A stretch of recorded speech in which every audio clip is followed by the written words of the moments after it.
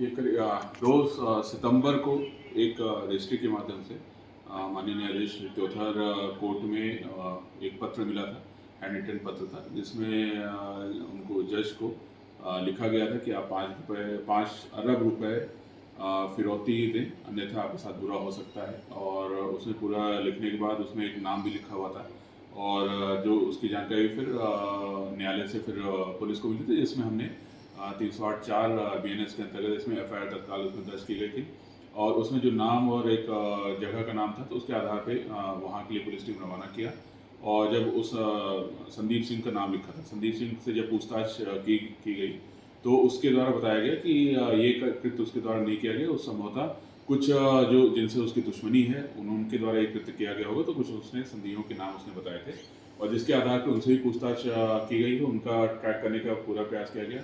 इसके साथ साथ जो ओरिजिन था उसको भी हमने देखा और जिसके आधार पे सीसीटीवी फुटेज और टेक्निकल साक्ष्यों के आधार पे फिर हमने देवराज सिंह को चिन्हित किया। देवराज सिंह से जब पूछताछ की तो उसने फिर ये घटनाक्रम करना कबूला। और देवराज सिंह ने ये बताया कि संदीप सिंह से उसका विवाद करीब 20-25 दिन पहले हुआ था और जिसमें वो कार्रवाई से संतुष्ट नहीं था और उसकी वजह से उसने संदीप सिंह को फंसाने की वजह से ये कृत्य किया है। और जिसकी उसके जब उसने जुर्म कबूला तो उसको उसमें गिरफ्तार किया गया है।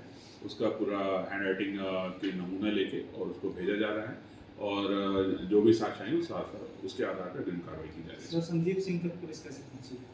उसमें एक एरिया का नाम था, तो जितने भी संदीप सिंह थे वहाँ पे उनसे हमने पता किया कि कितने कौन कौन संदीप सिंह के नाम के व्यक्ति हैं, जिसके आधार पे फिर हम जो उस एरिया का संदीप सिंह है सभी से पूछताछ की गई।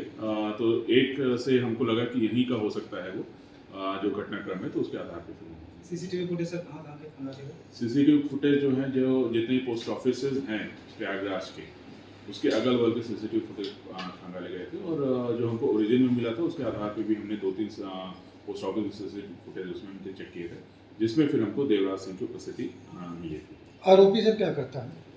आरोपी 74 साल का है और अभी तो कुछ ऐसा नहीं कर रहा है, गाँव पे ही रहता है, तो ऐसा कोई अभी सर जानकारी मिली कि रिटायर्ड शिक्षक अभी कुछ नहीं कर रहा है। रिटायर्ड शिक्षक रहा होगा लेकिन अभी कुछ नहीं कर रहा है।